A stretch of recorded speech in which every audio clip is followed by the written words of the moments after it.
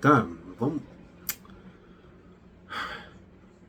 O Fluminense agora está na zona de rebaixamento, né? Caiu para 18ª colocação com 27 pontos. O Corinthians está à frente do Fluminense com 28, um ponto a mais. O Fluminense ainda tem um jogo a menos, que é contra o Atlético Paranaense, que também não é um jogo fácil. O primeiro fora da zona de rebaixamento é o Criciúma com 28. Então o Fluminense está um ponto do Corinthians, um ponto do Criciúma, um ponto do Vitória. O Vitória ganhou. Para piorar, né? O Vitória ganhou do Juventude, foi para 28, saiu da zona de rebaixamento. Tá complicado. É o emocional.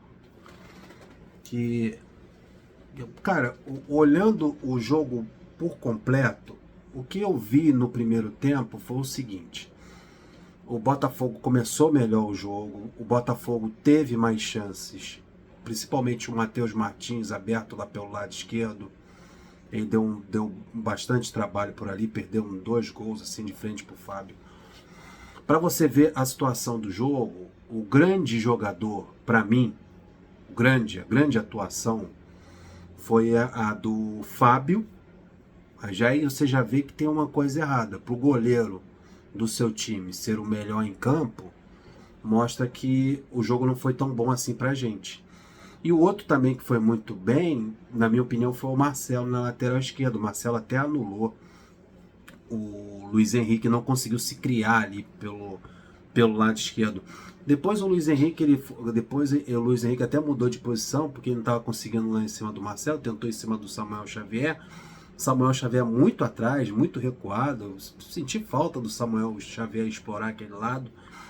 E o Marcelo, ora ele puxava para o meio de campo, tentava organizar o time. O que quebrou também muito o time do Fluminense foi não ter entrado com o Ganso. Sim, tinha que poupar o Ganso, mas a pergunta que a gente faz, além da escalação, além da entrada do Felipe Melo, que recebeu o 3º cartão amarelo sentado no banco e entrou em campo, entregou o gol do Botafogo, a grande pergunta que eu faço é: para que serve o Renato Augusto? O Renato Augusto foi contratado. O Fluminense abriu mão do Léo Fernandes e ele voltou, foi lá pro Peñarol, foi contratado pelo Peñarol. O Peñarol tá quase eliminando o Flamengo da Libertadores, muito graças também ao Léo Fernandes, que não servia pro Fernando Diniz. Não é só botar culpa no Fernando Diniz, né? Acho que tem que botar culpa na cúpula toda, hein? Né? O cara não quis o jogador e você vai e contrata o Renato Augusto. Com um histórico de contusões, lentidão, veterano, não é mais o jogador, não tem ritmo, quebra o ritmo do time e o camarada fica ali como auxiliar. O Renato Augusto é auxiliar, é o 3º auxiliar do Mano Menezes. Ele fica todo jogo que eu olho o Mano Menezes sentado no banco de reserva, o Renato Augusto está do lado dele. Foi para isso que ele foi contratado, é para isso que ele ganha esse salário. Se você não pode contar com o Ganso, qual o jogador que arma as jogadas no meio de campo? Já que o Wagner foi para o Palmeiras, já que o Arthur foi lá para o Marrocos, Renato Augusto está ali para ser o meio armador. Aí você coloca o Lima, você quebra a firma. O Lima não vai fazer a construção de jogadas no meio de campo, é isso que aconteceu. No primeiro tempo, o Fluminense não tinha quem trabalhasse essa bola não chegava nos atacantes. O Serna estafado, procurando jogo, procurando espaço. O Serna só funciona quando ele vai em velocidade, no arranque, arrastando a marcação. O Arias também não fez um grande jogo, porque essa bola não chega como chegava antes. E o Cano teve 2 oportunidades das características dele. A bola vem e ele chuta do jeito que ele encontra. Mas faltou construção de jogadas no meio de campo. E o Lima não vai te dar isso. Depois teve um rolo lá na alteração, não era para o Lima ter saído, era para o Martinelli ter saído, o auxiliar do Mano Menezes errou na alteração, daí teve que colocar o Nonato em campo, porque para tentar consertar a coisa no meio de campo. O primeiro tempo, né, voltando ao primeiro tempo, o Botafogo começou bem melhor do que o Fluminense. Depois dos 30 minutos, o Fluminense deu uma equilibrada no jogo e até terminou bem o primeiro tempo. Terminou bem ali dos 30 minutos, 35 minutos até o apito final do primeiro tempo. O Fluminense foi até um pouco melhor, tomou a rédea do jogo contra o Botafogo. Aí já no segundo tempo, no decorrer da partida, o segundo tempo começou muito pegado, muita falta, muito choque entre os jogadores, com pouco espaço, um clássico muito pesado e assustador. A arbitragem tenebrosa do Wilton Pereira Sampaio. Que pô, não tem mais como culpar só a CBF pela escalação desse árbitro. O Fluminense tem 56% de aproveitamento com ele. É culpar também a inércia da diretoria e de quem representa o clube lá na CBF, que não cobra uma arbitragem melhor, mano. O camarada, um jogo tão pegado. O Marçal fez uma sequência de faltas violentas no Arias e não recebeu um cartão amarelo. Sabe quem recebeu o cartão amarelo? Acho que foi o único do jogo. Cara, acho que foi o Felipe Melo. O Felipe Melo foi o único que recebeu o cartão amarelo. E sentado no banco de reservas. O Botafogo fez o Arias recebia a bola, o Marçal quase quebrou a perna do Arias. O Marçal bateu umas 3 ou 4 faltas do Marçal. Era para ele receber no mínimo o cartão amarelo e não recebeu. Porra, mano, e sem falar da cotovelada que o Cano recebeu dentro da área, que o Wilton Pereira Sampaio e os mequetrefe que estavam lá no VAR não viu uma cotovelada do Matheus Martins na cara do Cano dentro da grande área, mano. Pelo amor de Deus, e o camarada não dá cartão amarelo pra ninguém. E vai dar cartão amarelo pro Felipe Melo que tá sentado no banco por reclamação. Porra, que arbitragem ridícula, absurda. Aí teve um lance do Felipe Melo, que o Felipe Melo não tem condições mais de jogar.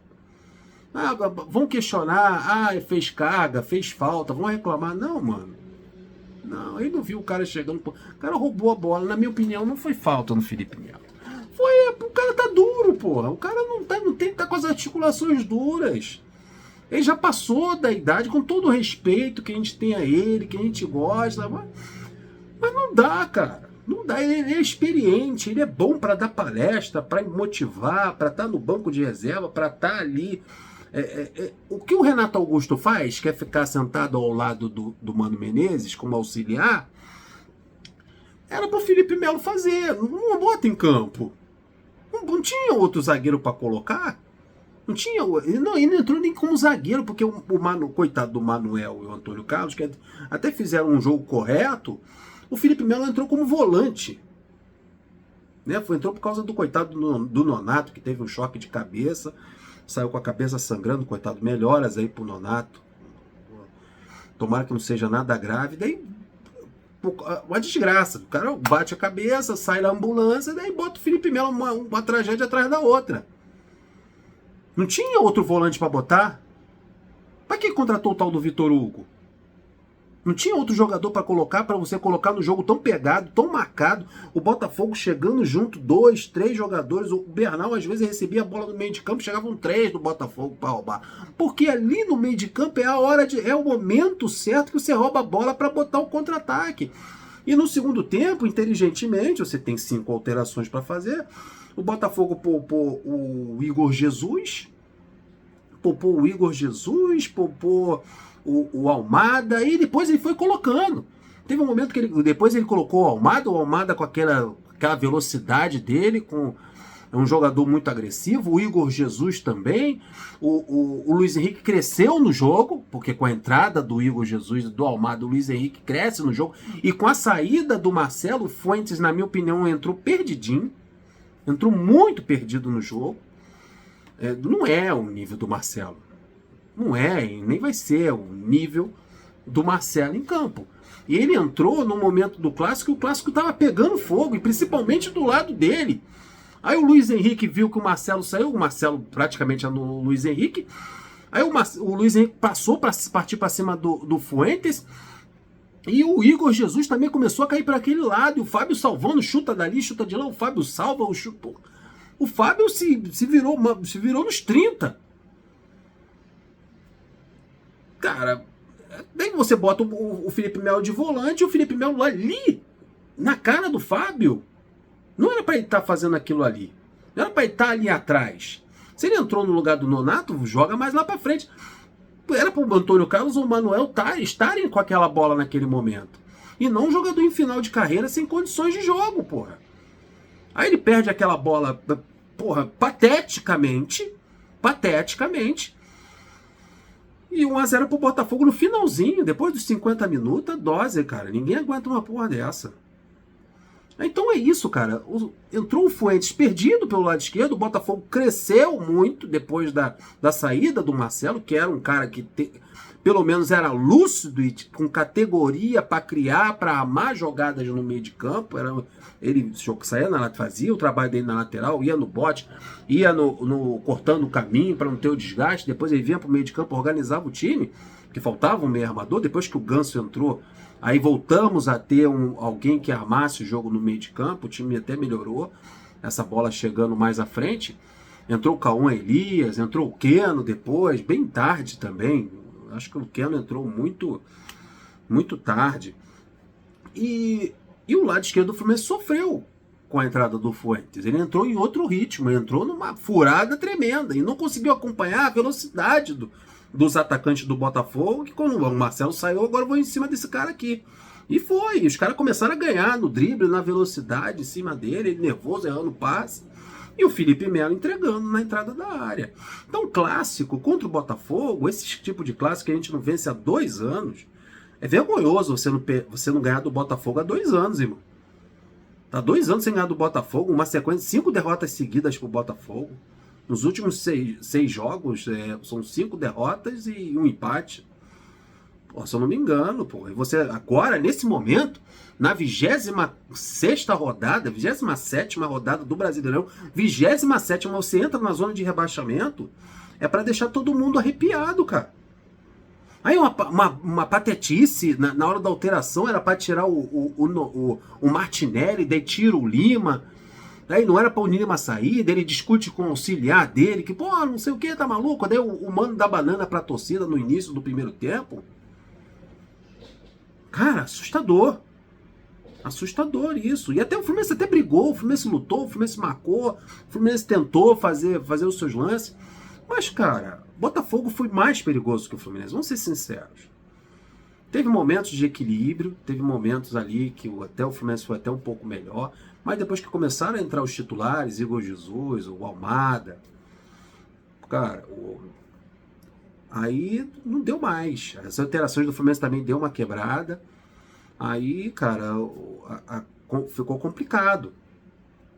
Não dá. Entrar na zona de rebaixamento nesse momento, porra, é de assustar, é de arrepiar, é pra tirar o cara do sono. O cara não consegue dormir essa noite. É preocupante. Quarta-feira tem Atlético Mineiro. Depois do Atlético Mineiro tem mais jogo. E não para, o campeonato não para. Você tá na 27ª rodada com a corda no pescoço. E entrega um clássico desse. Não pode. Esse tipo de jogo não pode ter erro. Erro zero. E quando alguém chegar e falar e elogiar esse jogo do Fluminense de hoje contra o Botafogo, cara, é só ver os melhores momentos. As melhores chances foram com o Matheus Martins, que perdeu 2 ou 3 gols na cara do Fábio. O chute do Tiquinho, que desviou no Antônio Carlos e no Manuel, e o Fábio se virou para salvar. O Igor Jesus, que chutou cruzado, o Fábio defendeu. O Fábio, porra, foi o cara do jogo. Não tem como o Fluminense ter um jogo igual em que seu goleiro é a peça principal da partida. Assustador. Eu estou assustado, eu estou horrorizado com o Fluminense entrar na zona de rebaixamento nesse momento. Não era para isso acontecer. Ainda mais da forma que entrou. Foi prejudicado no lance do Cano? Acho que foi prejudicado no lance do Cano. O árbitro enfiou o cartão no Furebs, enfiou, porque ele, em momento nenhum, ele tirou aquela porra daquele cartão, só foi tirar pro Felipe Melo lá no banco de reserva. Então ele permitiu a sequência de falta nos jogadores do Fluminense. A arbitragem foi ruim? Foi, mas não pode errar. É um clássico que não pode errar. O Fluminense poderia ter jogado melhor. O Fluminense poderia ter construído mais as jogadas, feito essa bola chegasse mais nos atacantes. O Cauã Elias entrou e não recebeu bola nenhuma. O Serna tem que buscar essa bola lá atrás para sair correndo igual um maluco pela linha de fundo, pelo lado do campo. Não é isso. O jogo é construído no meio de campo. Mas seria mais interessante ter colocado 4 jogadores no meio de campo e rivalizar na ocupação de espaço. Mas foram escolhas. Cara, tá Tá? Não sei nem como conseguir falar 15 minutos de vídeo. Deixa o like, se inscreva no canal. Tô indo nessa. Flui!